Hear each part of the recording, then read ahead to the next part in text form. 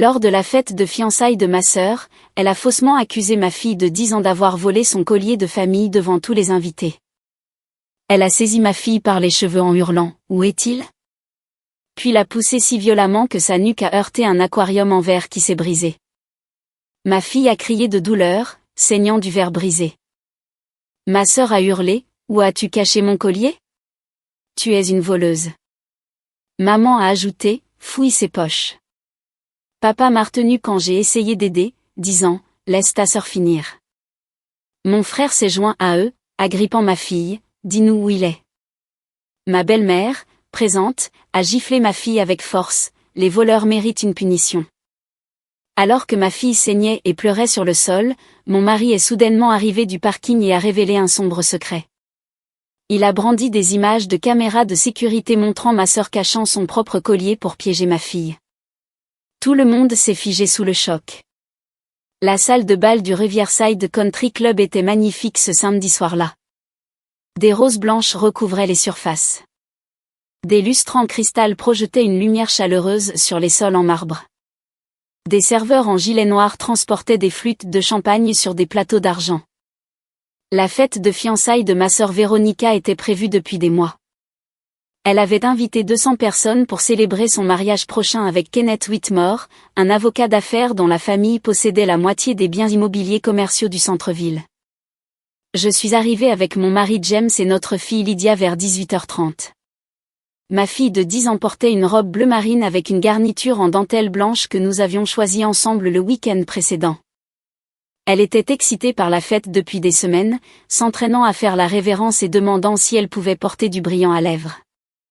James avait promis de l'emmener voir la fontaine de chocolat plus tard. Véronica s'est précipitée vers nous dès que nous sommes entrés. Sa robe émeraude scintillait sous les lumières, et ses cheveux noirs étaient relevés en un élégant chignon.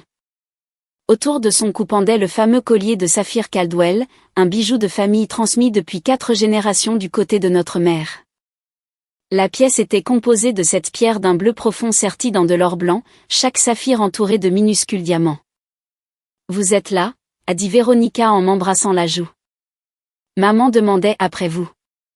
Notre mère, Constance, se tenait près du bar avec notre père, Warren, et mon frère aîné, Travis. Elle nous a fait signe de la main avec ce sourire tendu qu'elle réservait aux réunions de famille où les apparences comptaient plus que la chaleur authentique. Ma belle-mère Patricia avait également été invitée, se tenant maladroitement près de la table des desserts dans une robe couleur pêche qui jurait avec la palette de couleurs du lieu. La soirée a commencé assez agréablement. Lydia bavardait avec quelques cousins près de la sculpture de glace. James discutait avec les associés de Kenneth. Je faisais la conversation avec des parents éloignés que je n'avais pas vus depuis Thanksgiving, il y a 3 ans. Vers 19h15, le dîner a été servi, saumon en croûte d'herbe, légumes rôtis et pommes de terre 2 fois cuites. Au milieu du plat principal, Véronica s'est levée et a teinté son verre.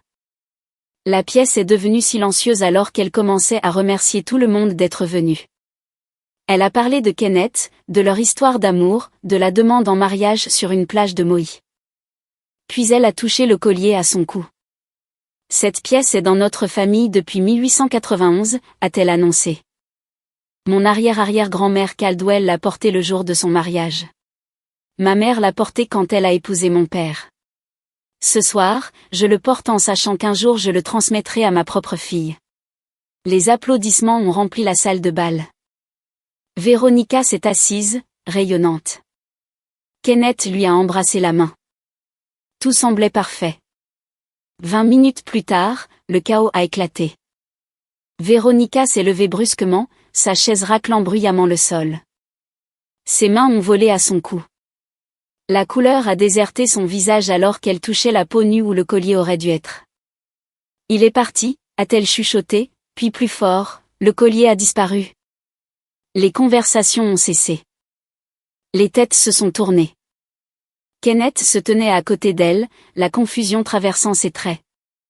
Le regard de Véronica a balayé la pièce frénétiquement avant de se poser sur Lydia, qui finissait son dessert à une table voisine. Quelque chose de sombre a traversé l'expression de ma sœur. Elle s'est dirigée vers ma fille d'un pas déterminé qui m'a serré l'estomac. J'ai commencé à me lever de ma chaise, mais les événements se sont déroulés trop vite. Toi, a sifflé Véronica en pointant Lydia du doigt. Où est-il? Lydia a levé les yeux, de la mousse au chocolat sur sa cuillère. Où est quoi? Mon collier. Je t'ai vu le regarder tout à l'heure. Tu étais juste derrière moi pendant le toast. La voix de Véronica est devenue stridente. Qu'en as-tu fait? Je n'ai pas touché ton collier, a dit Lydia doucement. Ses yeux ont cherché les miens, implorant de l'aide. Je me suis poussée de ma table et me suis précipitée. Véronica, arrête. Lydia n'a pas été près de toi depuis le début du dîner. Ma sœur m'a complètement ignorée. Elle a attrapé Lydia par les cheveux, tirant assez fort pour faire crier ma fille. Où est-il? Dis-le-moi tout de suite. Je ne l'ai pas. La voix de Lydia s'est brisée de peur. Véronica l'a poussée en arrière avec une force brutale. Lydia a trébuché, les bras ballants. Sa nuque a heurté le coin d'un aquarium décoratif placé près de la station de dessert. Le verre a explosé. L'eau a coulé sur le marbre. Lydia s'est effondrée dans les débris, hurlant alors que les éclats lui coupaient les bras et le dos. Le sang a imprégné sa robe bleu marine. Elle a essayé de se relever, mais ses mains ont glissé sur le verre mouillé. D'autres coupures se sont ouvertes sur ses paumes. Ses cris se sont transformés en sanglots haletants. Je me suis jetée en avant, désespérée d'atteindre mon enfant.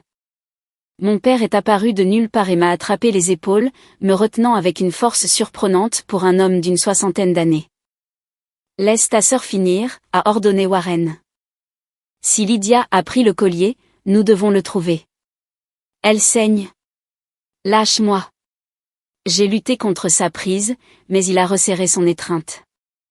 Véronica se tenait au-dessus de ma fille, le visage tordu de rage. Où as-tu caché mon collier? Tu es une voleuse. Constance s'est précipitée, ses talons claquant rapidement. Au lieu d'aider Lydia, elle s'est agenouillée près du verre brisé et a commencé à palper grossièrement la robe de ma fille. Fouille ses poches. Vérifie partout. Arrête de la toucher, ai-je crié. Elle a besoin d'un médecin. Travis s'est joint à la scène, attrapant le bras de Lydia et la relevant partiellement. Du verre est tombé de sa robe, laissant des traînées rouges. Dis-nous où il est. Arrête de mentir. Du sang coulait du menton de Lydia là où elle s'était mordu la lèvre. Des larmes coulaient sur son visage. Elle n'arrêtait pas de secouer la tête, incapable de former des mots à travers ses sanglots. Patricia, qui avait à peine remarqué l'approche, a soudainement levé la main et giflé Lydia violemment sur la joue. Le son a résonné dans la salle de bal. Les voleurs méritent une punition. Les enfants gâtés pensent pouvoir prendre tout ce qu'ils veulent. Cette gifle a semblé briser quelque chose en moi. Je me suis libérée de l'emprise de mon père et me suis jetée entre eux et ma fille, ne me souciant plus de rien d'autre que de protéger Lydia. Le sang a imprégné ma robe alors que je la serrais contre moi. Vous devez tous reculer immédiatement, ai-je dit à travers des dents serrées. Véronica a ouvert la bouche pour répondre, mais un mouvement près de l'entrée de la salle de bal a attiré l'attention de tous. James a fait irruption par les portes doubles, le visage rouge d'avoir couru. Il tenait son téléphone au-dessus de sa tête, l'écran visible pour quiconque se trouvait à proximité. Arrêtez, a-t-il crié. Tout le monde, arrêtez. La pièce est devenue silencieuse à l'exception de la respiration rauque de Lydia contre mon épaule. James s'est avancé, l'expression furieuse. Il était sur le parking, prenant un appel professionnel, quand tout s'était passé, mais apparemment quelqu'un lui avait envoyé un SMS pour lui parler de l'agitation. Avant que quiconque ne dise un mot de plus, vous devez tous voir ça. James a touché l'écran de son téléphone. Des images vidéo ont commencé à être diffusées, l'angle montrant la salle de bal depuis un coin en hauteur. Les parents de Kenneth avaient insisté pour engager un vidéaste professionnel pour filmer la fête de fiançailles. L'entreprise avait installé plusieurs caméras dans tout le lieu, dont plusieurs qui fonctionnaient en continu pour capturer des moments spontanés. James avait sprinté jusqu'au van de production et avait exigé les images de la caméra couvrant la zone des desserts. Tout le monde s'est pressé pour regarder. L'horodatage indiquait 19h42. Juste avant le toast de Véronica. La vidéo montrait clairement ma sœur debout près de la fontaine de chocolat, le dos à la caméra. Ses mains se sont portées à son cou. Elle a déclipsé le collier, a jeté un coup d'œil rapide autour d'elle, puis l'a glissé derrière la sculpture de glace décorative. Les images continuaient à montrer Véronica retournant à sa table. Elle a touché son cou nu plusieurs fois, s'entraînant à son expression choquée. Puis la caméra l'a capturée regardant directement Lydia de l'autre côté de la pièce, ses yeux calculateurs. Le silence s'est étiré dans la salle de bal. 200 invités venaient de regarder Véronica cacher délibérément son propre collier et accuser une enfant de l'avoir volé. Kenneth a parlé le premier. « Quoi ? Véronica, qu'est-ce que c'est ?» La bouche de ma sœur s'est ouverte et fermée. Aucun son n'est sorti. Son visage était devenu blanc, puis rouge, puis de nouveau blanc. James n'avait pas fini. Il a fait défiler une autre vidéo. Cette caméra montre toute l'interaction au niveau de l'aquarium. Tout le monde peut voir que Lydia était assise à sa table en train de manger son dessert tout le temps. Elle ne s'est jamais approchée de Véronica. La deuxième vidéo a été diffusée. Lydia était assise paisiblement avec ses cousins, riant de quelque chose que l'un d'eux avait dit. Elle n'avait jamais quitté son siège, ne s'était jamais approchée de la station de dessert avant l'accusation de Véronica. « Tu as planifié ça », ai-je dit lentement, la réalisation s'installant comme de la glace dans ma poitrine. « Tu as caché ton propre collier pour pouvoir accuser Lydia de l'avoir volé. » Devant tout le monde. Les mains de Véronica tremblaient. Ce n'est pas. La vidéo est fausse. La vidéo ne ment pas. La voix de James aurait pu couper du verre. Constance s'est avancée, l'expression désespérée. Il doit y avoir une explication. Véronica ne ferait jamais. Mère, nous venons tous de la regarder le faire, a interrompu Travis calmement. Les images sont claires. Warren a exhalé un long souffle. Il s'est dirigé vers la sculpture de glace et a récupéré le collier là où Véronica l'avait caché. Les saphirs brillaient dans sa paume, parfaits et intacts. Il a regardé sa fille avec quelque chose entre la déception et le dégoût. Kenneth s'est lentement éloigné de Véronica. Pourquoi ferais-tu ça à une enfant ? La voix de Véronica s'est brisée. Je ne voulais pas que ça aille aussi loin. Je voulais juste. Je pensais. Tu pensais quoi ? Le ton de Kenneth était devenu froid. Que humilier publiquement une enfant de 10 ans serait amusant ? Que regarder ta famille l'agresser serait divers fun ? Les invités ont commencé à murmurer. Des téléphones sont apparus, certaines personnes filmant la confrontation. La fête de fiançailles de Véronica s'était transformée en son exposition publique.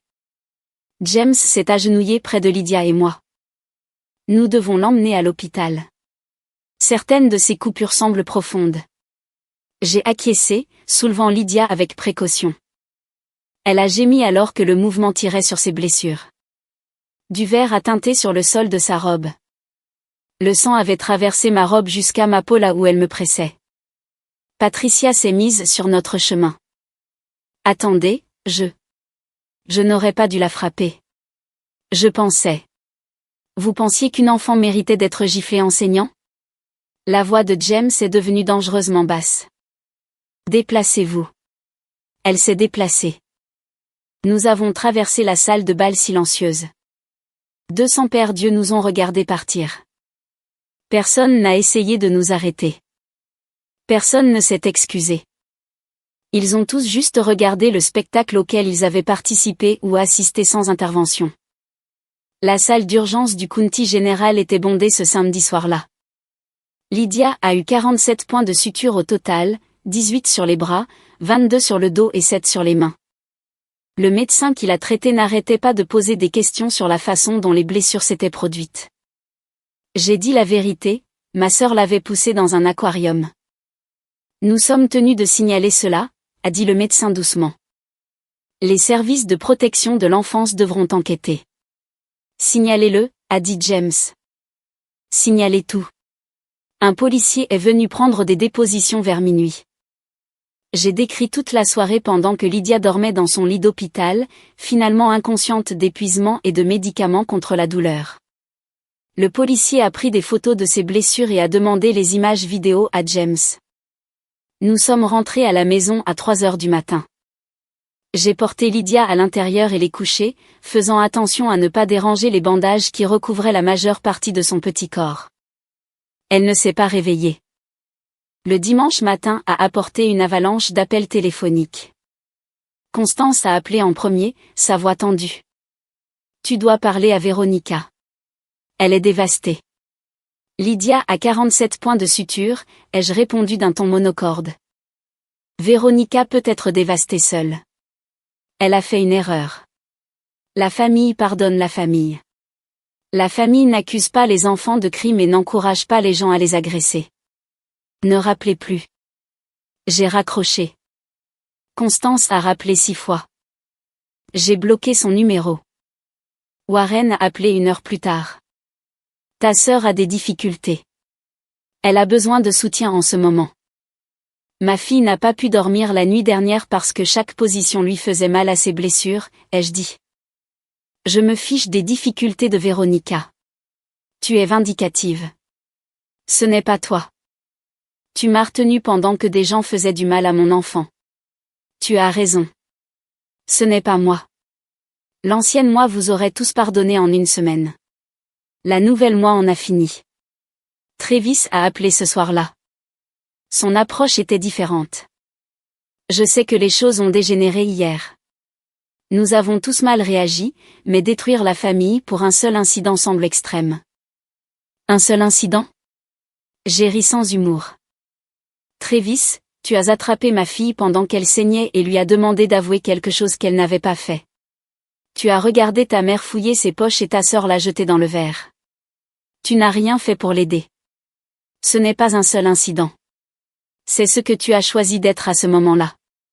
Les gens font des erreurs sous la pression. Alors les gens peuvent vivre avec les conséquences. Au revoir, Travis. Le lundi a apporté des nouvelles inattendues. Kenneth avait rompu ses fiançailles. L'histoire s'est répandue rapidement dans notre cercle social. Il avait annulé le mariage le dimanche matin, rendu la bague et déménagé ses affaires de l'appartement de Véronica avant midi. Sa déclaration aux amis communs était simple, « Je ne peux pas épouser quelqu'un capable d'un tel niveau de cruauté. » Véronica m'a appelé le lundi après-midi. J'ai failli ne pas répondre, mais la curiosité a gagné. « Es-tu contente maintenant ?» Elle sanglotait. Kenneth m'a quittée. Tout le monde sait ce qui s'est passé. Ma vie est ruinée. Tu as ruiné ta propre vie, ai-je dit calmement. Tu as aussi traumatisé l'enfant, mais j'ai remarqué que tu n'as pas demandé comment allait Lydia. Je ne voulais pas que les choses se passent comme ça. Je voulais juste lui donner une leçon sur le respect des affaires des autres. Lydia n'a jamais touché ton collier. La vidéo le prouve. Alors, quelle leçon essayais-tu réellement de donner ? Le silence s'est étiré entre nous. Finalement, Véronica a chuchoté, tout le monde prête toujours plus d'attention à Lydia qu'à moi. Au dîner de famille, aux vacances, partout. Je suis celle qui réussit, qui a une carrière importante et des fiançailles parfaites, mais ils veulent tous entendre parler de son récital de danse et de ses projets scolaires. Je pensais que si tout le monde la voyait comme une voleuse, ils me verraient enfin comme une bonne fille. L'honnêteté de cela était en quelque sorte pire que n'importe quel mensonge. Ma sœur avait brutalisé mon enfant par jalousie pour l'attention de parents qui ne nous avaient jamais donné assez d'affection. Fais-toi aider, Véronica, ai-je dit doucement. Une aide professionnelle, parce qu'il y a quelque chose de profondément dérangé chez toi. J'ai raccroché. Elle n'a pas rappelé. Le lendemain matin, ma sonnette a retenti à 8h30. J'ai ouvert pour trouver un livreur tenant un énorme bouquet de lys blanc. La carte disait, « S'il te plaît, pardonne-moi. Je suis tellement désolée, Véronica. » J'ai jeté tout l'arrangement dans la poubelle à l'extérieur. 20 minutes plus tard, une autre livraison est arrivée. Puis une autre. À midi, 7 arrangements floraux différents encombraient mon Porsche. J'ai appelé le fleuriste et leur ai dit d'arrêter d'accepter des commandes pour mon adresse de la part de quiconque de ma famille. Lydia a regardé par la fenêtre pendant que je transportais les fleurs jusqu'au trottoir. Pourquoi Véronica continue-t-elle à envoyer ça? Parce qu'elle pense que les cadeaux peuvent remplacer une véritable responsabilité, ai-je répondu. Ils ne peuvent pas. Cet après-midi-là, James est rentré plus tôt du travail. Il avait reçu des appels de 3 membres de la famille différents essayant de le convaincre de me persuader de la réconciliation. Sa mâchoire était serrée alors qu'il racontait les conversations. Ta mère m'a dit que je devais contrôler ma femme et arrêter cette vendetta, a-t-il dit, la colère bouillonnant sous chaque mot. Ton père a suggéré que Lydia est trop sensible et que nous aggravions la situation en la couvant. Travis a même eu l'audace de dire que les enfants sont résilients et que Lydia oubliera ça dans quelques mois. J'ai senti ma tension artérielle monter. Ils sont vraiment incroyables. Ton frère a aussi mentionné que Véronica pleurait sans arrêt et mangeait à peine. Il a agi comme si nous devions nous soucier de son état émotionnel plus que des blessures physiques de Lydia. James a secoué la tête avec dégoût. J'ai dit aux 3 qu'ils avaient permis la maltraitance des enfants et que je ne voulais plus jamais entendre parler d'eux. Le pédiatre de Lydia a appelé ce soir-là pour fixer un rendez-vous de suivi. Au cours de notre conversation, elle a mentionné qu'elle avait tout documenté en détail dans le dossier médical de Lydia. Son ton suggérait qu'elle comprenait que la situation allait au-delà d'un simple accident. Ces blessures montrent un schéma compatible avec une force violente, a déclaré le docteur Martinez avec précaution. L'enquêteur des services de protection de l'enfance voudra des copies de mes notes. Je veux que vous sachiez que mon rapport reflétera exactement ce que j'ai observé, des blessures défensives, des lacérations traumatiques et une enfant qui sursautait chaque fois que quelqu'un l'approchait pendant l'examen. Merci, ai-je réussi à dire, de prendre cela au sérieux. L'enquêteur des services de protection de l'enfance est arrivé le mercredi matin. C'était une femme d'une 40aine d'années nommée Angela Sutherland, aux yeux doux et à l'attitude pragmatique. Elle m'a interrogé en premier, puis James, et enfin Lydia. L'interrogatoire a duré près de 3 heures. Lydia a eu du mal à raconter son histoire, sa voix se brisant à plusieurs reprises. Elle a décrit Véronica lui tirant les cheveux, la douleur de frapper le verre, la confusion de voir des membres de sa famille en qui elle avait confiance la traiter soudainement comme une criminelle. Angela a pris des notes sans interrompre, laissant Lydia parler à son propre rythme. Ensuite, Angela s'est assise avec nous dans le salon. J'ai examiné les images vidéo fournies par votre mari, ainsi que les dossiers médicaux et le rapport de police. C'est l'un des cas de maltraitance infantile les plus clairs que j'ai rencontrés. Il n'y a aucune ambiguïté ici. Que se passe-t-il ensuite, a demandé James. Je classifie cela comme un abus avéré par plusieurs agresseurs. Votre fille a été agressée par sa tante, sa grand-mère, son grand-père, son oncle et sa grand-mère paternelle. Le rapport recommandera aucun contact non supervisé entre Lydia et l'une de ces personnes. Je recommande également des services thérapeutiques, que vous avez déjà initiés. Le soulagement et le chagrin m'ont envahi simultanément. Une validation que nous n'exagérions pas, mais aussi la reconnaissance concrète que ma famille avait collectivement trahi mon enfant. Angela a poursuivi, je dois être franche avec vous.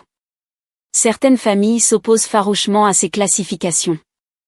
Elles prétendront que vous êtes vindicative ou que vous utilisez les services de protection de l'enfance comme une arme.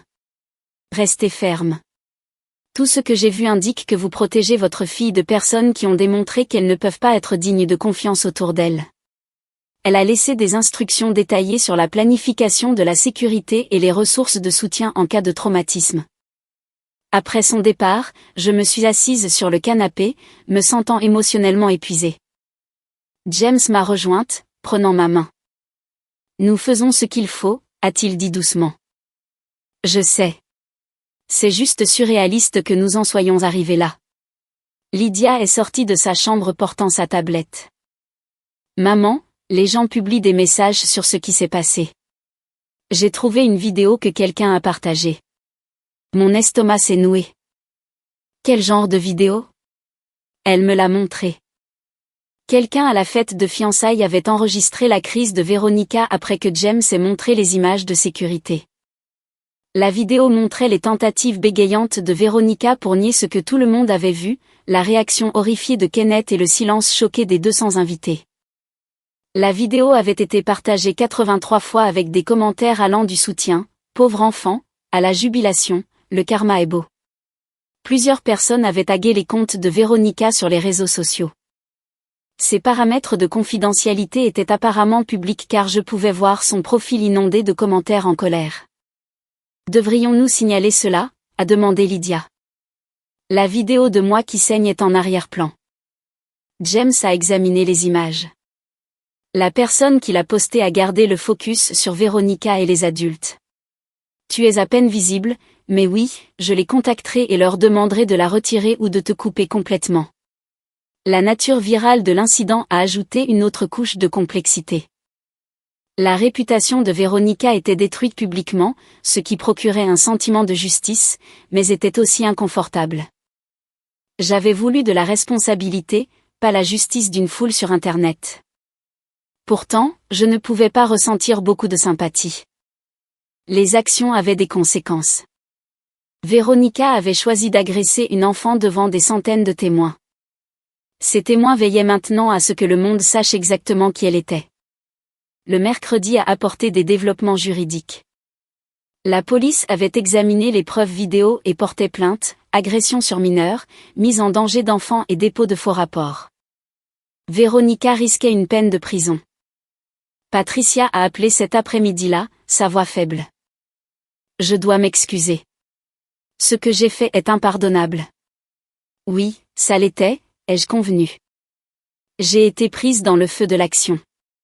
Tout le monde semblait si certain que Lydia avait pris le collier. Donc, vous avez frappé une enfant qui saignait sans poser de questions ni vérifier les faits. Cela me dit tout ce que je dois savoir sur votre caractère. S'il vous plaît, ne m'empêchez pas de voir Lydia.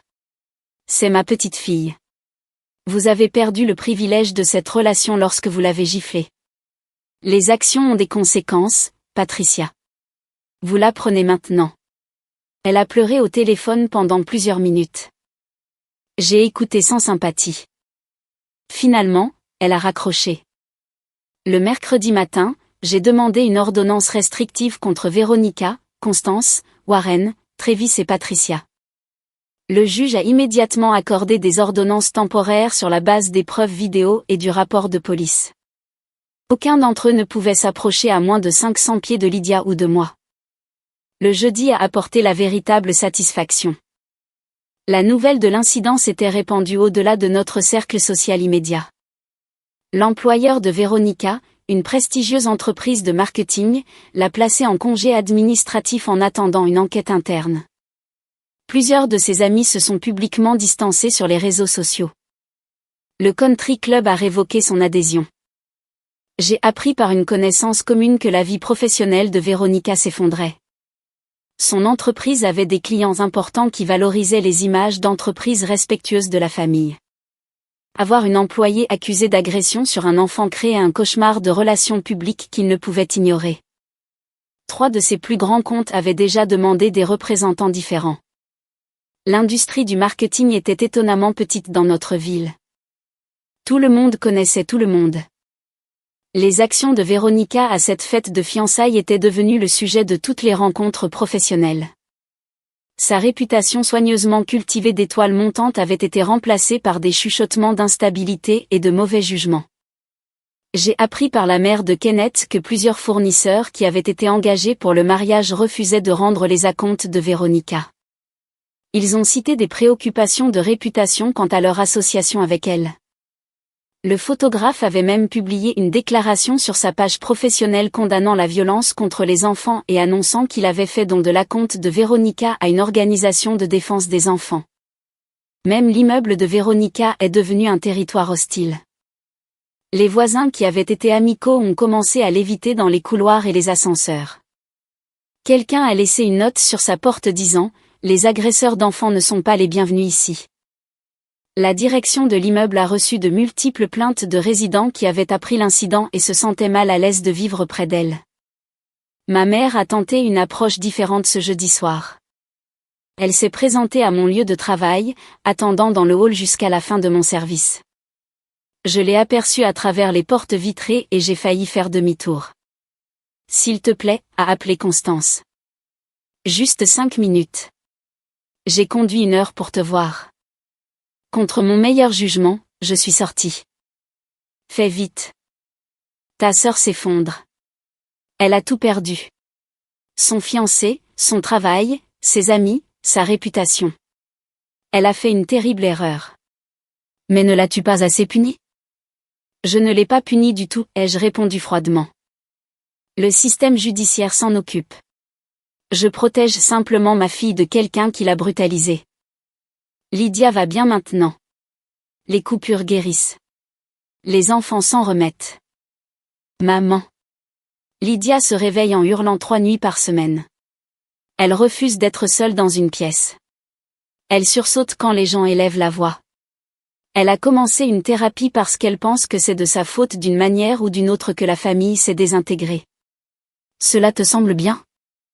L'expression de Constance a vacillé avec quelque chose qui aurait pu être de la culpabilité. Je ne savais pas que c'était si grave. Parce que tu n'as pas demandé. Tu n'as pas pris de nouvelles de ta petite fille une seule fois depuis la fête. Tu n'as appelé que pour défendre Véronica. J'ai senti des années de frustration bouillonner. Tu m'as retenu pendant que des gens faisaient du mal à mon enfant. Tu as fouillé ses poches au lieu d'appeler à l'aide. Tu as choisi Véronica plutôt que Lydia sans hésiter. J'étais confuse. Tout s'est passé si vite. Papa m'a retenu pendant plus d'1 minute pendant que je criais et suppliais d'aider Lydia. Ce n'était pas de la confusion. C'était un choix. Vous avez tous les 2 mal choisi. Nous sommes une famille, a insisté Constance. La famille pardonne. La famille protège aussi. Vous avez échoué à cette obligation fondamentale. J'en ai fini avec cette conversation. J'ai marché vers ma voiture, la laissant seule sur le parking. Elle m'a appelé, mais je ne me suis pas retournée. Certains ponts devaient brûler complètement. La mère de Kenneth m'a appelé le jeudi soir. Je voulais que tu saches que ma famille s'oppose fermement à ce qui est arrivé à ta fille. Nous avons fait un don important à l'hôpital pour enfants au nom de Lydia. Ce n'est pas suffisant, mais c'est quelque chose. Merci, ai-je dit, sincèrement surprise. C'est gentil de votre part. Kenneth est horrifié par ce qu'il a vu. Il se sent coupable de ne pas l'avoir arrêté plus tôt, même si je lui ai dit que personne n'avait réagi assez vite. Toute la situation s'est déroulée en quelques secondes. Nous avons parlé pendant près d'1 heure. Elle était gracieuse et sincèrement pleine de remords que les fiançailles de son fils aient été liées à une telle cruauté. À la fin de notre conversation, j'ai eu le sentiment d'avoir gagné une alliée inattendue. Le vendredi a apporté plus de retombées. Travis a perdu un client majeur qui avait été à la fête de fiançailles et avait tout vu. Constance a été priée de démissionner de son poste au conseil d'administration de la fondation hospitalière. Les copains de golf de Warren ont commencé à l'éviter au club. Les conséquences se sont répercutées comme des pierres jetées dans l'eau. Les gens qui avaient regardé ma fille se faire attaquer et n'avaient rien fait faisaient maintenant face à leur propre ostracisme social. La communauté avait collectivement décidé que ce qui s'était passé à cette fête de fiançailles était inacceptable. Lydia a commencé à faire des cauchemars le vendredi soir. Elle se réveillait en hurlant, convaincue que Véronica était dans sa chambre. Je l'ai serrée dans mes bras pendant qu'elle pleurait, promettant que personne ne lui ferait de mal à nouveau.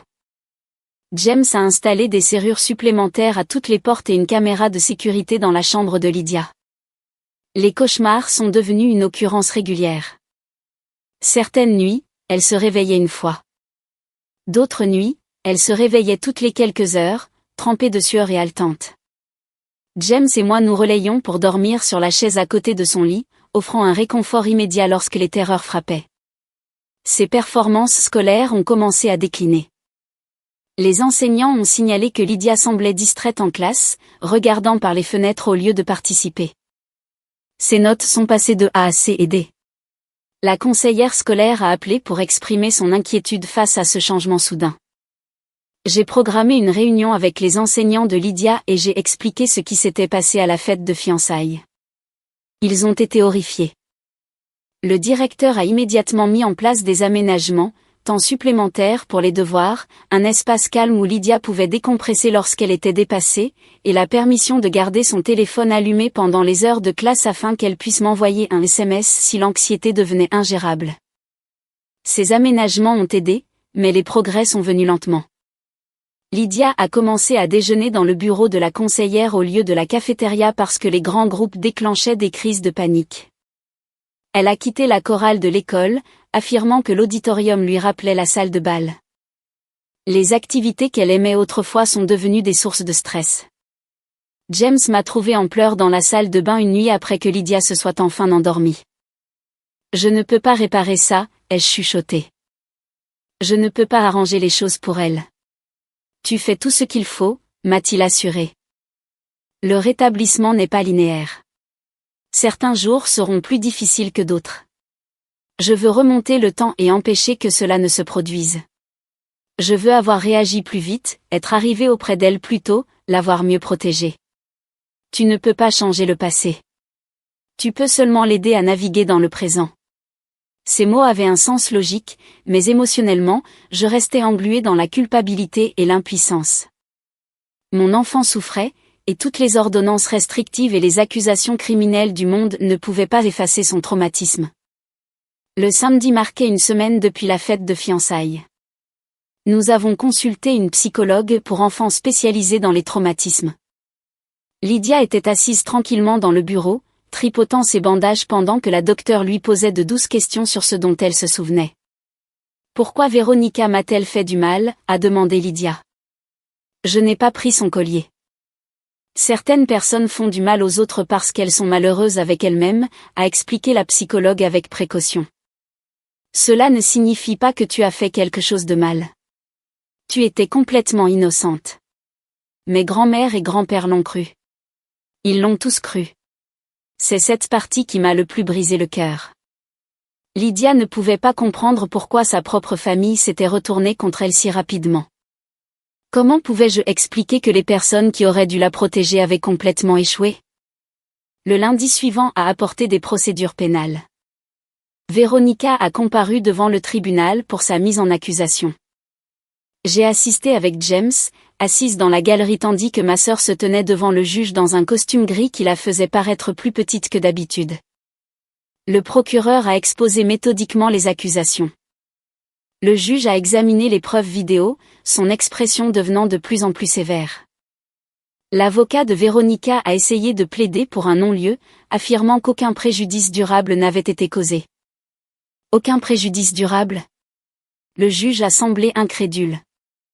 La victime a eu besoin de 47 points de suture et reçoit un traitement psychologique continu. Cela me semble assez préjudiciable. L'avocat de Véronica, un jeune homme nerveux qui semblait tout juste sorti de la faculté de droit, a tenté une autre approche. Votre honneur, ma cliente n'a pas d'antécédent criminel. C'est une professionnelle respectée qui a commis une erreur de jugement dans un moment chargé d'émotions. Le procureur s'est levé immédiatement. Une erreur de jugement? L'accusé a délibérément caché sa propre propriété, a faussement accusé une enfant de vol, puis a agressé physiquement cet enfant tandis que plusieurs adultes se joignaient à l'attaque. Ce n'était pas un lapsus momentané. C'était une ambition calculée. Le juge a examiné les photographies médicales qui avaient été soumises comme preuve. Son visage s'est endurci en étudiant les images des blessures de Lydia. J'ai examiné les images de sécurité à plusieurs reprises. Mademoiselle Caldwell a eu amplement l'occasion d'arrêter l'agression. Au lieu de cela, elle a encouragé d'autres à y participer. La caution est fixée à $50 000 avec des conditions strictes. Le visage de Véronica s'est froissé. Son avocat lui a chuchoté quelque chose, mais elle n'a pas semblé l'entendre. Les parents de Kenneth étaient assis plusieurs rangées derrière moi, leur présence un témoignage silencieux du côté qu'ils avaient choisi. Kenneth lui-même n'avait pas assisté, ce que je comprenais parfaitement. Alors que le juge décrivait les conditions de la caution, les yeux de Véronica ont croisé les miens à travers la salle d'audience. J'y ai vu du désespoir, une supplique pour une intervention ou une miséricorde. J'ai détourné le regard. Quoi qu'elle veuille de moi, elle ne le recevrait pas. Warren a payé la caution de Véronica cet après-midi-là, vidant une partie importante de leurs économies de retraite. Constance m'a appelé ce soir-là, sa voix acerbe de ressentiment. Ton père a dû utiliser l'argent que nous avions économisé pour notre croisière d'anniversaire. Es-tu heureuse maintenant? Tu as choisi de la faire libérer sous caution, ai-je répondu calmement. C'est ta décision et ton argent. Je n'y suis pour rien. C'est notre fille. Nous ne pouvions pas la laisser en prison. Et Lydia est ta petite fille. Tu l'as laissée saigner sur le sol pendant que tu fouillais ses poches. Tes priorités ont toujours été claires. Maman, cela ne change rien.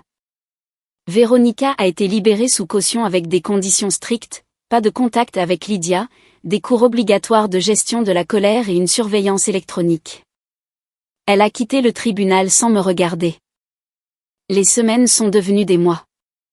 Les blessures physiques de Lydia ont guéri lentement, laissant de fines cicatrices blanches sur ses bras et son dos qui s'estomperaient probablement avec le temps. Les dommages émotionnels se sont avérés plus difficiles à traiter. Elle a développé de l'anxiété lors des réunions de famille et en présence d'étrangers. Les bruits forts la faisaient sursauter. Elle a cessé de porter des robes, préférant les manches longues qui couvraient les cicatrices. Le procès pénal de Véronica était prévu 6 mois après l'incident. Entre-temps, elle a plaidé coupable à des accusations réduites en échange d'une probation, de travaux d'intérêt général et d'une thérapie continue. Elle a perdu son emploi de façon permanente. Kenneth a épousé quelqu'un d'autre l'année suivante. Constance et Warren ont tenté de se réconcilier à plusieurs reprises. Ils ont envoyé des lettres, des cadeaux et des messages par des connaissances communes. J'ai tout renvoyé sans ouvrir. Ils avaient fait leur choix lorsqu'Warren m'a retenu et que Constance a fouillé les poches de Lydia. Certaines trahisons ne pouvaient être pardonnées. Travis a appelé le jour des 11 ans de Lydia. Je sais que j'ai fait des erreurs. Je veux arranger les choses. Tu ne peux pas, lui ai-je dit. Il n'y a pas moyen d'arranger ça. Tu as participé à l'agression de ma fille. C'est ce que tu es. Je ne veux pas de cette personne dans nos vies. Les gens peuvent changer. Alors change pour toi-même, pas pour avoir accès à nous. Au revoir, Travis. Patricia a continué à envoyer des cartes et de petits cadeaux que j'ai donnés à des œuvres de bienfaisance. Elle n'a jamais cessé d'essayer, mais elle n'a jamais eu une autre chance. La confiance, une fois brisée si complètement, ne pouvait être reconstruite avec des excuses en papier et des cadeaux de pharmacie. Le soutien de James n'a jamais faibli. Il a cherché des thérapeutes, a conduit Lydia à ses rendez-vous et m'a aidé lorsque je pleurais d'épuisement et d'impuissance. Sa famille s'est ralliée à nous, nous apportant le soutien que mes propres parents avaient détruit. Lydia a finalement trouvé la guérison grâce à l'art-thérapie. Elle a peint ce qui s'était passé, créant des images dérangeantes de verres brisés et de visages effrayés. Sa thérapeute a dit qu'exprimer le traumatisme visuellement l'aidait à traiter des émotions qu'elle ne pouvait pas verbaliser. Notre réfrigérateur est devenu une galerie de sa guérison. 2 ans après la fête de fiançailles, Lydia m'a parlé de pardon. Nous plions du linge dans le salon un samedi après-midi banal. Penses-tu que tu pardonneras un jour à Véronica? A-t-elle demandé doucement. J'ai examiné la question attentivement. Je ne sais pas. Peut-être qu'un jour j'arrêterai d'être en colère. Mais le pardon ne signifie pas laisser quelqu'un te faire du mal à nouveau. Cela signifie accepter ce qui s'est passé et aller de l'avant. J'en rêve parfois, a-t-elle admis. Le verre qui se brise. Tout le monde qui crie. Je sais, ma chérie. Le traumatisme ne suit pas un calendrier. La guérison se fait lentement. Penses-tu qu'elle est désolée? Probablement. Mais être désolé ne répare pas le mal. Cela signifie simplement que tu reconnais l'avoir causé.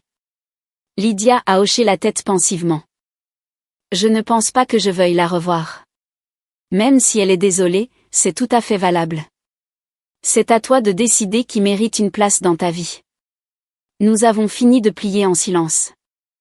Dehors, les oiseaux chantaient et les voisins tondaient les pelouses.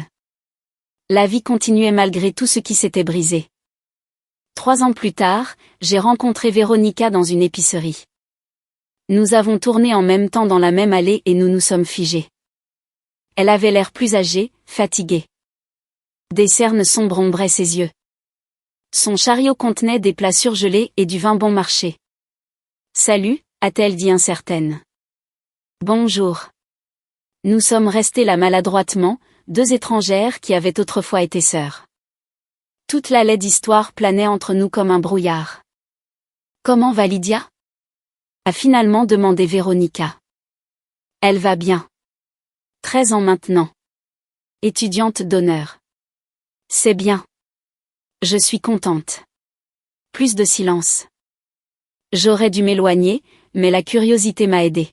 « Comment vous en sortez-vous ? » Je travaille dans un centre d'appel maintenant. Différent du marketing, mais ça paie les factures. Elle a fait une pause. Je pense constamment à cette nuit. Ce que j'ai fait, pourquoi je l'ai fait. Je suis en thérapie depuis 3 ans pour essayer de comprendre comment j'aurais pu être si cruelle. Avez-vous compris ? Une partie. Jalousie, ressentiment, une vie entière à se sentir invisible combinée à une seule occasion d'être le centre d'attention, même si cette attention venait de causer de la douleur. Elle m'a regardé directement. Je sais que les excuses ne valent rien. Je sais que j'ai détruit notre famille et traumatisé votre fille. Je sais qu'il n'y a pas moyen de réparer ce que j'ai brisé, mais je suis désolée. Sincèrement, complètement désolée. Je l'ai cru. Quelque chose dans ses yeux montrait un regret honnête, mais la croyance ne changeait rien. J'apprécie que vous disiez cela, ai-je répondu avec prudence. J'espère que vous avez trouvé la paix avec vous-même. Je n'ai pas. Je ne pense pas que je le ferai jamais. C'est probablement approprié. Nous nous sommes séparés dans cette allée d'épicerie. Je n'ai plus jamais revu Véronica. Parfois, je me demandais si elle avait finalement trouvé la rédemption ou si elle restait piégée dans les conséquences d'un choix horrible. Lydia a prospéré malgré tout. Elle a rejoint l'équipe de débat au lycée, a obtenu son diplôme avec mention et a obtenu une bourse d'études universitaires. Les cicatrices sur ses bras se sont estompées en fines lignes argentées à peine visibles à moins que l'on ne sache où chercher. Les cicatrices psychologiques ont pris plus de temps, mais sont finalement devenues des parties intégrantes de son histoire plutôt que des caractéristiques déterminantes. Elle n'a jamais demandé à revoir Véronica, Constance, Warren, Travis ou Patricia. Elle a construit une vie entourée de personnes qui n'avaient jamais trahi sa confiance. James et moi l'avons regardée devenir une jeune femme forte et confiante qui ne portait pas le poids du dysfonctionnement de sa famille. Parfois, la guérison signifie couper les parties infectées. Parfois, la seule façon de protéger ce qui compte est de refuser de laisser le poison revenir dans sa vie. J'ai fait la paix avec ces vérités. La fête de fiançailles qui a détruit ma famille l'a aussi reconstruite en quelque chose de plus sain. Nous avons perdu des gens qui valorisaient les apparences plutôt que l'amour authentique. Nous avons gagné en clarté sur qui méritait notre confiance. L'échange en valait la peine, même si le coût était élevé. Lydia m'a dit un jour qu'elle ne regrettait pas ce qui s'était passé parce que cela lui avait appris que la survie signifiait se choisir soi-même quand les autres choisissaient la cruauté. Cette sagesse, aussi douloureuse qu'ait été son origine, lui a bien servi. Quant au pardon, je l'ai finalement trouvé non pas pour Véronica, mais pour moi-même. Je me suis pardonné de ne pas avoir réagi plus vite, de ne pas avoir empêché l'attaque, pour les secondes où j'ai figé avant de protéger ma fille. Ce pardon de soi importait plus que de savoir si j'absolvais un jour quelqu'un d'autre. Les années ont passé. La vie a avancé. Les cicatrices sont restées mais ont cessé de nous définir. Nous avons construit quelque chose de nouveau à partir des débris, quelque chose de plus fort que ce qui existait auparavant. C'était sa propre forme de justice.